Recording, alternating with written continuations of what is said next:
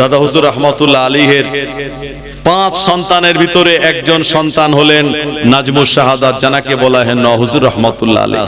যে ছেলেটা হয়েছিল মরা ছেলে, ছেলেটা মরা ছেলে হয়েছিল। মুজাদ্দিদে জামানের কানে সংবাদ গেল, হুজুর ফজরের নামাজের পরে আপনার ঘরে আপনার পরিবারে একটা বাচ্চা ভূমিষ্ঠ হলো, কিন্তু ছেলেটা মরা। এই ছেলেটা নড়ে না, চড়ে না, কান্নাকাটিও করে না। মুজাদ্দিদে জামান তিনি বিচলিত হলেন না। আল্লাহর ওলি বললেন, বাবা ধৈর্য ধারণ করো, সবর করো। দাদি আম্মারা বাড়ির ভিতরে কান্নাকাটি করে, মহিলারা কান্নাকাটি করে, ছেলেটা মরা হয়েছে বলে। ও জওয়ানেরা, যুবকেরা, এ সময় ছেলেটার জন্য কোন রকম কাফন দাফন কবর খোঁড়ার ব্যবস্থা করা হয় না। এভাবে করে সকাল পেরিয়ে জোহরের নামাজ হয়ে গেল, জোহর পেরিয়ে আসরের নামাজের সময় হয়ে গেল। ফুরফুরা শরীফে মাটির মসজিদে তখন মুখে আজান দেওয়া হয়, এখন ওখানে মুখে আজান দেওয়া হয়। আসরের নামাজের আজান যখন শুরু হয়ে গেল, আল্লাহু আকবার, আল্লাহু আকবার, এমন সময় সাদা কাপড়ে চাপা দেওয়া মুজাদ্দিদে জামানের বেটা নাজমুস শাহাদাত চিৎকার দিয়ে কেঁদে ওঠে। দাদি আম্মারা তাড়াতাড়ি দেরি না করে কাপড়টা সরিয়ে দিয়ে এই ছেলেটাকে কোলে করে নিয়ে আদর করে মোহাব্বত করে কান্নাটা হাসিতে রূপান্তরিত হয়ে গেল। মুজাদ্দিদে জামানের কাছে খবর দেওয়া হলো, আল্লাহর ওলি আসরের নামাজ পড়ে মসজিদ থেকে বার হচ্ছিলেন। তিনি সংবাদ শুনে মুচকি হেসে বললেন, বাবা শুনে রাখো, আমার ছেলেকে আল্লাহ তাআলা মায়ের পেট থেকে আল্লাহর ওলি করে বানিয়েছেন। জোরে বলুন সুবহানাল্লাহ। তার জীবনের ভিতরে লেখা রয়েছে, হুজুর যখন একটু বড় হলেন, এ সময় দাদা হুজুরের দরবারে বসে বসে আর আরবিতে আমার নবী পাকের শানে নাত বলে, আরবিতে গজল বলে। আল্লাহর ওলি মুজাদ্দিদে জামান মুরিদদের সঙ্গে কথা বলেন। এ সময় দাদা হুজুরের ডিস্টার্ব হয় বলে হুজুরকে একটু ধমক দিলেন, এ বাবা নাজমুস শাহাদাত বাড়ির ভিতরে চলে যাও। ধমক দেওয়ার পরে হুজুর তিনি বাড়ির দিকে চলে গেলেন। দাদা হুজুরের দরবার থেকে মুরিদেরা চলে গেল। আল্লাহর ওলি ঘরের ভিতরে গেলেন আর স্ত্রীর কাছে সংবাদ নিয়ে বলেন, এ আমার বিবি, আমার বেটা নাজমুস শাহাদাত কোন জায়গায়? এ সময় দাদি আম্মা বললেন, হুজুর ছেলে তো আমার বাইরে গিয়েছিল, এখনো ভিতরে তো আসে নাই। দাদা হুজুর বললেন, না না, বাইরে তো নাই, আমি গজল বলছিল বলে ধমক দিলাম। কোন জায়গায় বেটা আমার গেল? ও জওয়ানেরা, যুবকেরা, ও নৌকা বুড়ির মায়েরা, বোনেরা, আল্লাহর ওলি যারা হয়, আমার আল্লাহ তানাদের ইলমে বাতেনি দান করে দেন। জোরে বলুন সুবহানাল্লাহ। ছোটবেলায় আমরা পড়েছিলাম, একে চন্দ্র, দুয়ে পক্ষ, তিনে নেত্র। তিনে নেত্র মানে তিনটে চোখ। আমরা মায়ের পেট থেকে ভূমিষ্ঠ হলাম, দুনিয়ায় আগমন করলাম দুটো চোখ নিয়ে, কিন্তু 3 নম্বর চোখটা ওটা এমনি এমনি পাওয়া যায় না। আল্লাহ তাআলার ইবাদত বান্দেগি করে, ইলমে তাসাউফে তরিকার সবক আমাল করে 3 নম্বর চোখটা অর্জন করতে হয়। আল্লাহর ওলি মুজাদ্দিদে জামানের ইলমে বাতিনি জ্ঞান দ্বারা তিনি কাশফে বসে গেলেন, চোখটা বন্ধ করে। গোটা ফুরফুরা শরীফের এলাকা চারিদিকে চোখ বুলিয়ে দেখতে লাগলেন, না না না, কোন জায়গাতে নাজমুস শাহাদাত হুজুর নাই। ও নবীর উম্মত, উম্মতানিরা, জওয়ানেরা, যুবকেরা, অন্যান্য এলাকায় ইলমে মারিফাত দ্বারা তালাশ করলেন, কোন জায়গায় খুঁজে পাওয়া গেল না। মক্কা মদিনার দিকে যখন তার অন্তরে চোখটা নিয়ে গেলেন, এই ইলমে মারিফাত দিয়ে অন্তরের চোখ দিয়ে তিনি দেখতে পেলেন মদিনার মসজিদে নববী শরীফে আল্লাহর নবীর রওজায় আতহারের সামনে দাঁড়িয়ে দাঁড়িয়ে নাজমুস শাহাদাত হুজুর তিনি আল্লাহর নবীর শানে নাত বলে। জুড়ে হবে না? ও নবীর উম্মত, উম্মতানিরা, আল্লাহর ওলি মুজাদ্দিদ জামান অবাক হয়ে গেলেন, ছেলে আমার ছিল ফুরফুরা শরীফে জামিনে, এখান থেকে মদিনা জামিনে কি করে চলে গেল?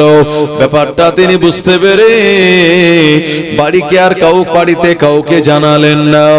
তাহাজ্জুদের নামাজ পড়ে রাতের বেলা ঘুমিয়ে পড়েছেন এই বিষয়টা জানার জন্য। ওই দিন রাতের বেলা আল্লাহর ওলি মুজাদ্দিদ জামান স্বপ্ন দেখেন, দিন দুনিয়ার বাদশাহ আখিরি জামানার পয়গম্বর নূর নবী নবী মুহাম্মদুর রাসূলুল্লাহ সাল্লাল্লাহু আলাইহি ওয়াসাল্লাম মুজাদ্দিদ জামানকে স্বপ্নে বলেছিলেন, ও বাবা আবু বকর, তোমার বেটা নাজমুস শাহাদাত যখন আমি রাসূলুল্লাহ আমার শানে নাত বলে আরবিতে আমি রাসূলুল্লাহ মদিনার রওজায়ে আতহার থেকে তোমার ছেলের নাতগুলি আমি নিজে কানে শ্রবণ করি। ও বাবা, তুমি যখন ধমক দিলে এ সময় তোমার বেটার মনটা খারাপ হয়ে গেল।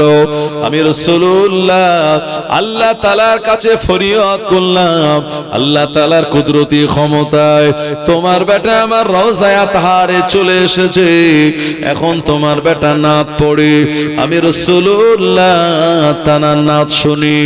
ও আবু বকর, আমি তোমায় বলি খবরদার জানো, আমার শানে নাত পড়লে আর কোনোদিন ধমক দেবে না। ও জওয়ানেরা, যুবকেরাও, এ সময় মুজাদ্দিদ জামান তিনি বুঝেছিলেন আমার বেটা নাজমুস শাহাদাত অল্প বয়সে কতটা নবী প্রেমিক হয়ে গিয়েছে। ও সোনা মানিকেরা, আল্লাহর ওলি নহুজুর রাহমাতুল্লাহ আলাইহি এত বড় তিনি হাস্তি আল্লাহর ওলি ছিলেন। মুজাদ্দিদ জামান তিনি সামনে এগিয়ে গিয়ে যান, পিছনে পিছনে নহুজুর যান। একটা বদমাইশ জিন বেয়াদবি করে মুজাদ্দিদ জামানের মাথার উপর দিয়ে চলে গেল। এ সময় আল্লাহর ওলি নহুজুর রাহমাতুল্লাহ আলাইহি ওই জিনটাকে ধরে তিনি শায়েস্তা করার জন্য এক আছাড় মারলেন, জিনটা মারা গেল। জিনেদের বাদশা এসে হাজির হয়ে গেল মুজাদ্দিদ জামানের কাছে, হুজুর আপনার বেটা আমাদের সম্প্রদায়ের একটা জিনকে মেরে দিয়েছে, হুজুর আপনি বিচারটা করে দিন। হুজুরকে দাদা হুজুর বললেন, বাবা এমনটা কেন করলে? আব্বা জান, আপনি হলেন জামানার মুজাদ্দিদ, এত জায়গা থাকতে জিনটা আপনার মাথার উপর দিয়ে বেয়াদবি করে উড়ে যাচ্ছিল, আমার সহ্য হয় না। কয়েকদিন আগে জিনটা আমার সঙ্গে বেয়াদবি করেছিল, আপনি যখন আসরের নামাজে দাঁড়িয়ে গেলেন আমায় বললেন, বাবা নাজমুস শাহাদাত একটা তাবিজ লেখো। হুজুর যখন তাবিজ লিখছিলেন বারবার জিনটা এসে হুজুরের কলমটা চেপে ধরতেছিল। হুজুর ওই সময় বেয়াদবি ক্ষমা করেছিলাম, কিন্তু এখন আর আমি ক্ষমা করলাম না। এমন করে তাকে আছাড় মারলাম শায়েস্তা করার জন্য, মেরে ফেলার জন্য নয়, কিন্তু এভাবে মারা যাবে আমি তা বুঝতে পারি না।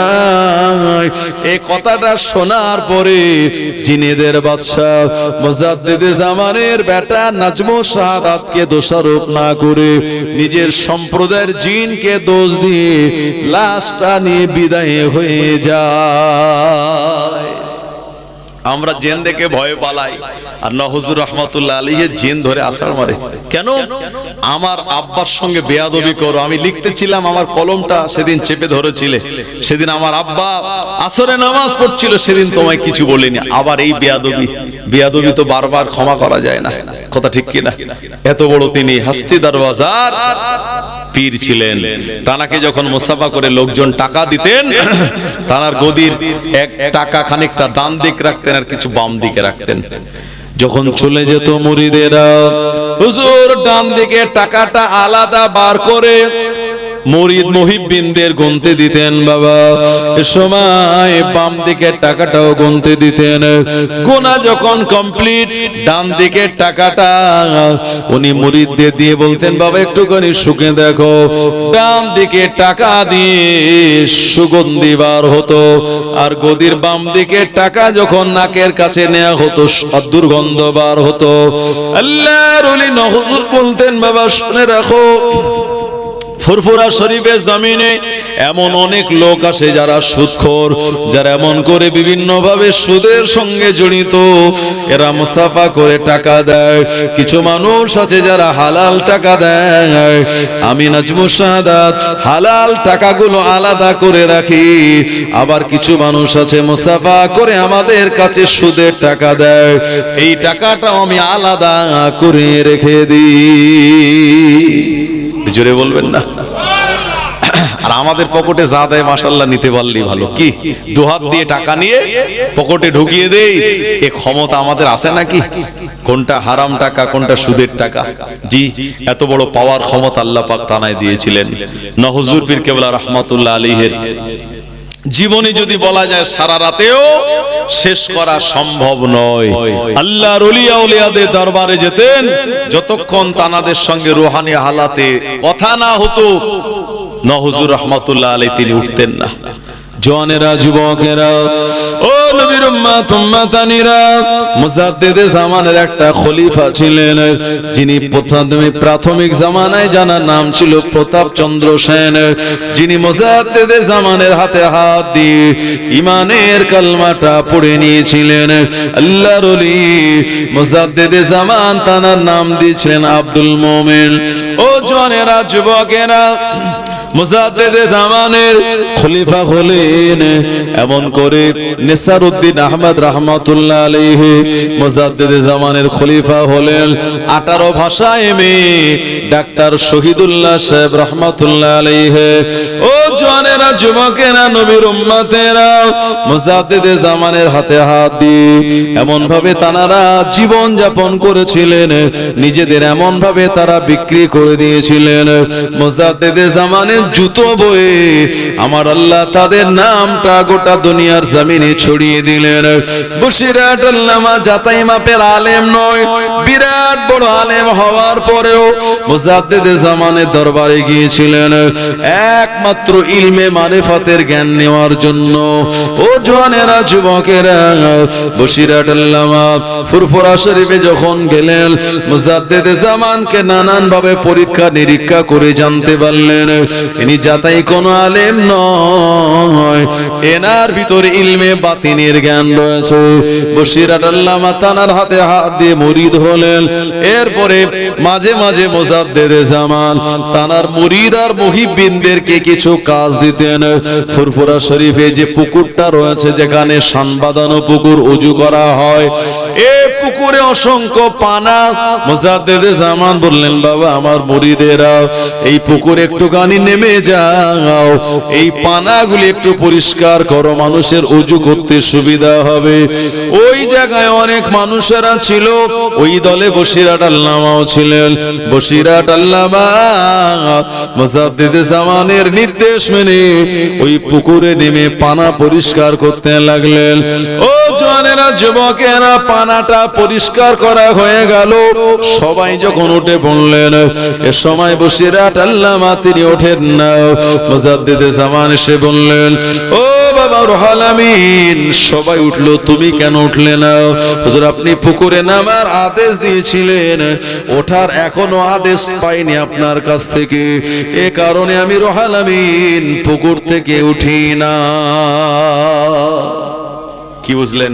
কি আদাব ছিল, কি তাজিম করেছিলেন আল্লাহ পাক তানাদেরকে দিয়েছিলেন সেই রকম ইলম। যার যত বেশি ইলম হয়, যে গাছে যত ফল ধরে সে গাছটা তত বেশি নুয়ে যায়। আর আপনার যেখানে ইলম কম, সেই জায়গাতে দেখা যাবে কি হয়, বেশি খটর মটর আওয়াজ হয়। এজন্য যে গাছে ফল ধরে সে গাছটা নুয়ে পড়ে। আর যে পুকুরের পানি কম, সেখানে চিংড়ির লাফালাফি বেশি। জওয়ানেরা, যুবকেরা, আল্লাহর ওলি মুজাদ্দিদে জামান দাদা হুজুর পীর কেবলা রাহমাতুল্লাহ আলাইহি, তানারও একজন পীর ছিলেন, জানার নাম হলো কলকাতায় মানিকতলায় জানার মাজার, যিনি হলেন সুফি ফাতে আলী ওয়াইসি রাহমাতুল্লাহ আলাইহি। কথা ঠিক কি না? এই সুফি ফাতে আলী ওয়াইসি রাহমাতুল্লাহ আলাইহি কে বলা হয় রাসূলে নোমা, মানে যখন ইচ্ছা আল্লাহ নবীর সঙ্গে তিনি দিদার পেতেন। জোরে হবে না? আমরা শত চেষ্টা করে পাই না, কিন্তু তিনি যখন ইচ্ছা করতেন আল্লাহর নবীর সঙ্গে তানার দিদার হতো। রাসূলে নোমা সুফি ফাতে আলী ওয়াইসি রাহমাতুল্লাহ আলাইহি যাতাই মানের আলেম নয়, এমন করে তানা চেহারা টাঙায়, বিরাট দামি দামি পোশাক থাকতো না। কলকাতার এমন করে ঝাউতলা বাগান রোডে, ধর্মতলা রোডে যেখানে মানুষের সমাগম হতো, ও সময় এমন করে আব্দুল আল্লাহর নেক বান্দা সুফি ফাতে আল মেসি রাহমাতুল্লাহ আলাইহি আল্লাহর দ্বীনটা তিনি প্রচার করতেন। ইংরেজ আমল, ইংরেজের প্রশাসনেরা বলল, এ ফকির সাহেব আমাদের এলাকায় থাকা যাবে না, এখানে ভিড় করা যাবে না, এখান থেকে উঠে চলে যাও। সুফি ফাতে আল মেসি রাহমাতুল্লাহ আলাইহি বলেছিলেন, না না না, জামিন আল্লাহর, এ দুনিয়া বানিয়েছেন আল্লাহ, আমি আল্লাহর বান্দা, আমি এখান থেকে উঠে অন্য কোন জায়গায় যাব না, আল্লাহর দ্বীন আমি প্রচার করব। হুজুরের সঙ্গে অনেক বেয়াদবি করলো ইংরেজের পুলিশ প্রশাসনেরা। আল্লাহর ওলি সুফি ফাতে আল মেসি রাহমাতুল্লাহ আলাইহি 1 তারিখে তিনি বসে আছেন কলকাতা ধর্মতলা সংলগ্ন আলিয়া মাদ্রাসার ছাত্ররা। আলিয়া মাদ্রাসা ইংরেজ আমলে বানানো, আলিয়া মাদ্রাসা প্রতিষ্ঠিত হয়েছিল 1887 সালে। এই আলিয়া মাদ্রাসা তৎকালীন যুগের একজন বড় আলেম, তার নাম হলো মাওলানা বেলায়েত হোসেন। তকবীরদার নারে তাকবীর। জনাব হাফেজ মাওলানা তরিকুল ইসলাম ভাই সাহেব, জোরে বলেন জিন্দাবাদ। জনাব আলহাজ হাফেজ মাওলানা তরিকুল ইসলাম ভাই সাহেব, জোরে বলুন জিন্দাবাদ। নারে তাকবীর। সিলসিলায়ে হক মুজাদ্দিদে জামান, মুজাদ্দিদে জামানে সিলসিলা হিজবুল্লাহ নৌকাবুড়ি গ্রামে বাৎসরিক ইসালে সওয়াব। নারে তাকবীর। দুরূদ শরীফ আল্লাহুম্মা সাল্লি আলা সাইয়্যিদিনা ওয়া আলা আলি সাইয়্যিদিনা।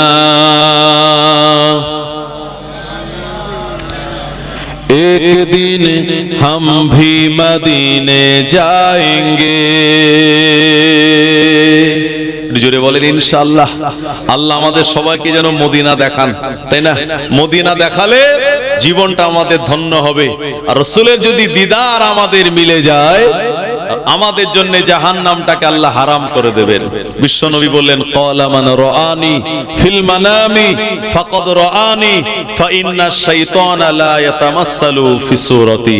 যে আমাকে দেখলো সে হক দেখলো, সে সত্য দেখলো, কারণ শয়তান আমার রূপ ধারণ করতে পারে না।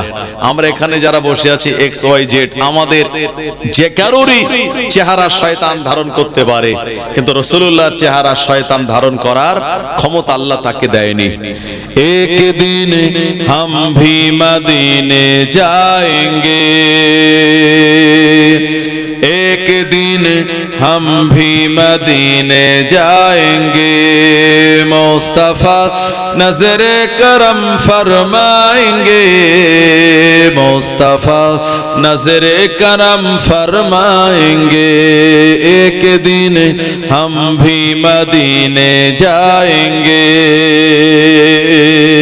या नबी या नबी या नबी जी रही हो बस इस उम्मीद पर, जी रही हो बस इस उम्मीद पर, जब करम होगा मदीने जाएंगे, जब करम होगा मदीने हम जाएंगे, मुस्तफा नजर करम फरमाएंगे, मुस्तफा नजर करम फरमाएंगे, एक दिन हम भी मदीने जाएंगे। या नबी या नबी या नबी या नबी या नबी या नबी। सो रही हूँ बस इस उम्मीद पर, सो रही हूँ बस इस उम्मीद पर, ख्वाबों में जलवा दिखाने आएंगे, ख्वाबों में चेहरे दिखाने आएंगे, मुस्तफा नजर करम फरमाएंगे, मुस्तफा नजर करम फरमाएंगे। एक दिन हम भी मदीने जाएंगे, या नबी या नबी या नबी या नबी या नबी या नबी। अल्लाहुम्मा सल्ले आला व अला आले सय्यदिना। जवान যুবকেরা মুরব্বিয়ানেরা ও নবীর উম্মতেরা, আলিয়া মাদ্রাসার কিছু ছাত্ররা ক্লাসের ভিতরে বুখারী শরীফে যে হাদিসটা মাওলানা বেলায়েত হোসেন পড়িয়ে দিয়েছেন, ওই হাদিসটা তাকরার করতে করতে নিজস্ব রুমে চলে যায়। রাস্তার ধারে সুফি ফাতেল রাহমাতুল্লাহ আলাইহি ছিলেন। মাদ্রাসার ছেলেদের হাদিস তেলাওয়াত করা দেখে ডাক দিয়ে বললেন, এ আলিয়া মাদ্রাসার ছেলেরা, যে হাদিসটা তোমরা তাকরার করো, যে হাদিসটা তোমরা বারবার পড়ো, এই হাদিসটা কিন্তু আমার নবীর হাদিস নয়, এই হাদিসটা হলো মাউজু হাদিস। মাউজু মানে জাল হাদিস। ছেলেরা অবাক হয়ে গেল, আমাদের হুজুর পড়ালো, তিনি ঠিক বলেছেন, আর আপনি বলছেন জাল। জামা কাপড় ছেঁড়া, বেশভূষা পরিষ্কার পরিচ্ছন্ন নয়। ফকির সাহেব মানুষ, তুমি কি জানো? সুফি ফাতেল রাহমাতুল্লাহ আলাইহি বললেন, তোমাদের হুজুরে জিজ্ঞেস করে নেবে, হাদিসটা সহিহ নয়, এটা মাউজু। ছেলেরা গুরুত্ব না দিয়ে চলে গেল। পরের দিন আবার যখন মাদ্রাসা শুরু হলো, আলিয়া মাদ্রাসার ছেলেরা মাওলানা বেলায়েত হোসেন, জানাকে শামসুল উলামা বলা হয়, আলেমদের সূর্য বলা হয়, হুজুরকে এসে বললেন, হুজুর গতকাল যে হাদিসটা আপনি আমাদের পড়িয়ে দিলেন, এই হাদিসটা আমরা পড়তে পড়তে যখন রাস্তা দিয়ে যাচ্ছিলাম, এমন সময় একজন ফকির সাহেবের সঙ্গে দেখা হলো। হাদিসটাকে তিনি মাউজু বলেছেন, জাল বলেছেন, আমরা তো পাত্তাই দিই না। হুজুর বললেন, এমন তো আমি কোনোদিন জানি না, যাচাই বাছাইও করি নাই। উনি লাইব্রেরি রুমে চলে গেলেন, তারিখে হাদিস, হাদিসে ইতিবৃত্ত, আসমাউর রিজাল, এমন করে রাবি শাস্ত্রের গ্রন্থ, এগুলি মোতালা করে পড়ে পড়ে তিনি জানতে পারলেন আসলে হাদিসটাই তো মাউজু। এত বছর হাদিস তিনি পড়ান, এ হাদিসটা সম্পর্কে তার জানা ছিল না। বাংলাদেশের ও জওয়ানেরা, যুবকেরা, তৎকালীন আলিয়া মাদ্রাসার মাওলানা বেলায়েত হোসেন অবাক হয়ে গেল, এত বছর আমি হাদিস পড়াই, হাদিসটা জাল কিনা আমার রেডারে ধরা পড়লো না। যে ফকির সাহেবের রেডারে ধরা পড়ে গেল, ওই মানুষটা তো যাতাই কোনো মানুষ নয়। জোরে বলুন। আলিয়া মাদ্রাসার ছেলেদের বললেন, এ বাবা ছেলেরা, চলো চলো, ওই মানুষটা কোন জায়গায় রয়েছে আমাকে একটু দেখিয়ে দেবে। আলিয়া মাদ্রাসার ওস্তাদ মাদ্রাসার ছেলেদের সঙ্গে ধর্মতলার ওই জায়গাতে চলে গেলেন, যে জায়গায় সুফি আব্দুল মোমেন রয়েছেন, তার সঙ্গে দেখা করলেন। মাওলানা বেলায়েত হোসেন বললেন, হুজুর আমার পক্ষ থেকে আপনি সালাম নেন, আর আপনার পরিচয় একবার আপনি আমায় বলুন।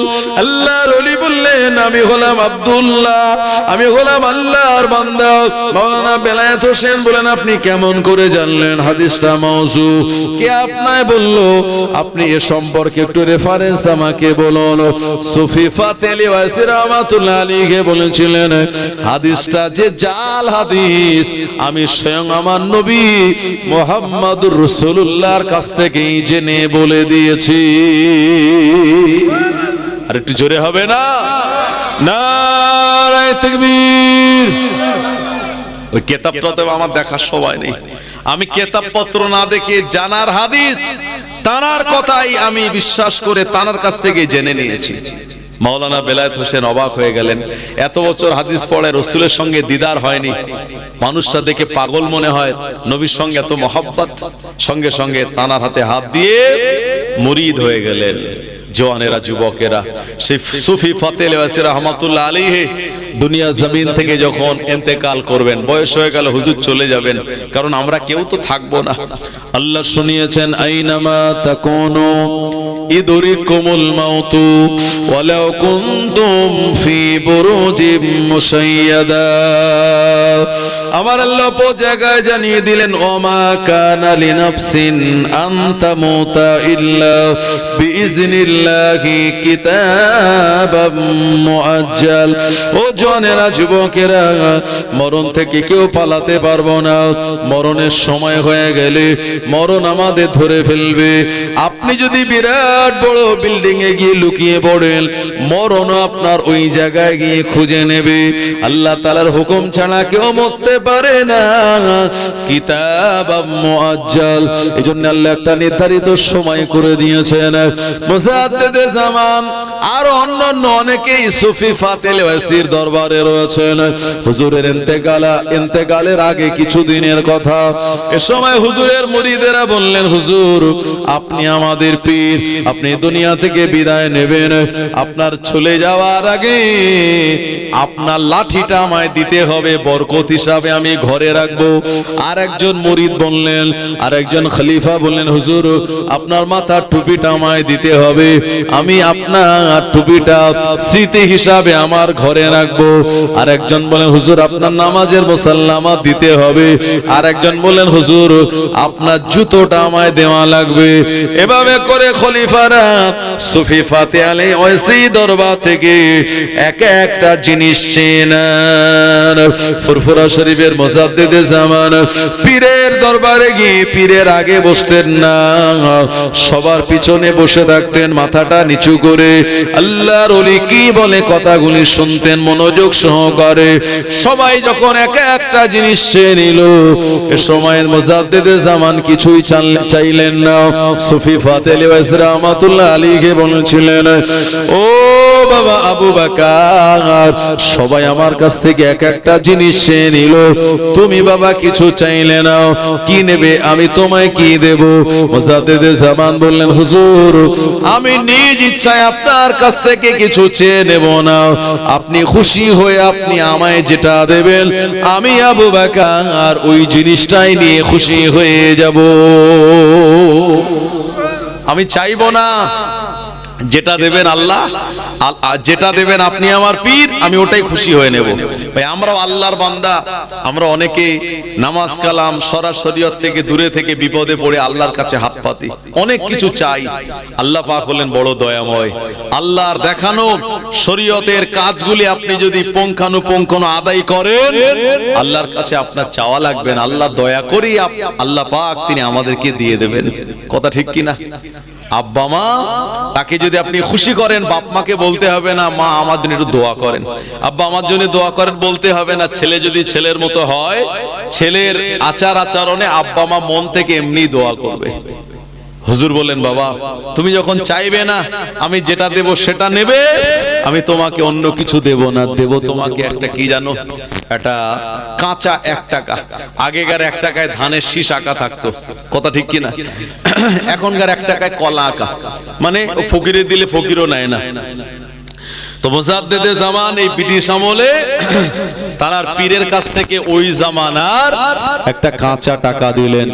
পীর দোয়া করে বললেন, ও বাবা আবু বকর, আমি তোমায় টাকাটা দিলাম আর আমি তোমার জন্য দোয়া করলাম, আল্লাহ তাআলা তোমার আওলাদদেরকে কোন সময় অভাব দেবেন না। ওই পীরের দোয়ায় মুজাদ্দিদে জামান তিনি আমিন বলেছিলেন। আজকে আমরা দেখতে পাই ফুরফুরা শরীফে ইসালে সওয়াবে কুলবাইস্তে ফাল্গুন মানুষেরা দূর দূরান্ত থেকে এমন করে গাড়ি ভাড়া করে দলে দলে আল্লাহর যারা হাক্কানি ওলি ছিলেন, পীর আল্লামা কালিমুল্লাহ হুজুর রহমাতুল্লাহ আলাইহি, হুজুর হযরত পীর আল্লামা সাইফুদ্দিন হুজুর রহমাতুল্লাহ আলাইহি, তানাদের সঙ্গে মুসাফা করার জন্য টাকা হাতে নিয়ে লাইন দিয়ে দাঁড়িয়ে থাকতো। ও জওয়ানেরা লাইনে গিয়ে গিয়ে হুজুরের সঙ্গে মুসাফা করে নজরানা দিত একটু দোয়া নেওয়ার জন্য। ও জওয়ানেরা, এটা হলো আল্লাহর ওলি সুফি ফাতে আলী ওয়াইসি রাহমাতুল্লাহ আলাইহির দোয়া। জোরে বলুন, আর একটু জোরে হবে না? নারে তাকবীর। জওয়ানেরা, যুবকেরা, আল্লাহর ওলিয়া ওলিয়া তানারা আল্লাহ তাআলার এমন নেক বান্দা ছিলেন, আল্লাহর কাছে চাইতেন তানারা, আর চাইতে দেরি হতো, আল্লাহ দিতে দেরি করতেন না। এই জন্য আল্লাহর ওলিকে ভালোবেসে একটা কুকুরও জান্নাতে যাবে। যাবে কি যাবে না? আসহাবে কাহাফ, সূরা কাহাফের ভিতরে যার ঘটনা বর্ণিত, জালিম বাদশা এলাহান করে দিল, আমার এলাকায় থাকতে গেলে আমাকে খোদা বলে মানতে হবে, আমার উপাসনা আরাধনা করা লাগবে, না হলে এখানে থাকতে পারবে না। 7 জন যুবক বললেন, আমরা আল্লাহকে আল্লাহ বলে মানি, আল্লাহর উপর ঈমান এনেছি, এই এলাকায় এরিয়ায় থাকলে ঈমান আমাল সব ধ্বংস হয়ে যাবে। এই 7 জন আল্লাহর ওলি বান্দা নিজের এলাকা ছেড়ে দিয়ে যে জায়গায় এই বাদশার হুকুমদারি চলে না, ওই জায়গার দিকে তানারা চলে যাচ্ছিলেন। মুসলমান ভাইরা আমার, ও জওয়ানেরা, যুবকেরা, ওই জায়গার দিকে তানারা পাহাড়ি এলাকায় যখন চলে যাচ্ছেন, এমন সময় দেখা গেল একটা কুকুর তানাদের পিছু নিয়েছে। আল্লাহর ওলিরা বললেন, এ কুকুর, তুই আমাদের সঙ্গে কোথায় যাস? আল্লাহ পাক কুকুরের জবান দিয়ে দিলেন। কুকুর বললেন, যেখানে আল্লাহর ওলি নাই আমিও সেখানে নাই। জোরে বলেন, আল্লাহর ওলি যেখানে নেই আমি ওই এলাকায় নেই, আমি এলাকা ছেড়ে আপনাদের সঙ্গেই যাচ্ছি। আমিও অত্যাচারী বাদশাকে ঘৃণা করি। এ সময় আসহাবে কাফের 7 জন আল্লাহর নেক বান্দা কুকুরটাকে সঙ্গে করে নিয়ে চলে যাচ্ছে। কুকুর নিকৃষ্ট জানোয়ার হওয়ার পরেও জান্নাতে যাবে। যাবে কি যাবে না? কারণ কুকুরের ভিতরে এরকম এমন কিছু স্বভাব আছে যে স্বভাবগুলো ইমানদারদের কাছে থাকা দরকার। কুকুর বিভিন্ন সময় অভুক্ত অবস্থায় থাকে, থাকে কি থাকে না? কুকুরের 2 নম্বর স্বভাব হলো দিনের বেলা ঘুমায়, রাত জাগে। জি, এই জন্য এক আল্লাহর ওলি একটা কুকুরকে জিজ্ঞেস করছে, কুকুর, তোর ভিতরে 3টে স্বভাব আছে খুব খারাপ। কি কি?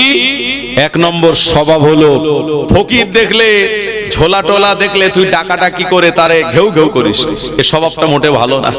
2 নম্বর স্বভাব হলো লোকজন বস্তা কাঠকুটো জড়ো করে রেখে দেয়, আর সেখানে গিয়ে তুই ঠ্যাং উঁচু করে পেশাব করিস, এই স্বভাবটা ভালো না। কথা ঠিক কি না? এই ফেসবুকে সেদিন দেখছিলাম একটা ভিডিও, একটা ছেলে, যুবক ছেলে, সে ওই মাথা নিচু করে মোবাইল ঘাটছিল রাস্তার ধারে বসে, আর পিছন দিক দিয়ে কুকুর এসে ঠ্যাং উঁচু করে তার পিঠে শুরু করে দিয়েছে, বুঝলে? তো কুকুর এইরকম বিভিন্ন ভাবে উঁচু জায়গায় ঠ্যাং উঁচু করে কি পেশাব করে কি করে না। আল্লাহর ওলি বললে কাজটা তোর ভালো না। 3 নম্বর হলো রাতের বেলা সবাই যখন ঘুমায় তখন তুই চিৎকার দিয়ে ডাকে মানুষজনের ঘুম ভাঙিয়ে দিস, এ স্বভাবটা তোর ভালো না। আল্লাহর ওলি বলছে, কুকুর, তুই এই স্বভাবগুলো কেন তোর ভিতরে? কুকুর বললেন, আল্লাহর ওলি, এই কাজগুলির পিছনে যথেষ্ট কারণ রয়েছে, আমি এমনি এমনি ডাকি না। আল্লাহর ওলিকে কুকুর বুঝিয়ে বললেন, আল্লাহর ওলি, 1 নম্বরে ফকিরকে দেখে আমি ডাকাডাকি করি, তার কারণ হলো আমি নিকৃষ্ট জানোয়ার। আমি আমার ভাষায় ফকিরকে বলতে চাই, আল্লাহর বান্দা, না না না, রিজিকের মালিক তো আমার আল্লাহ। আল্লাহ শুনিয়েছেন, ইন্নাল্লাহা ইয়ারযুকু মান ইয়াশাউ বিগাইরি হিসাব।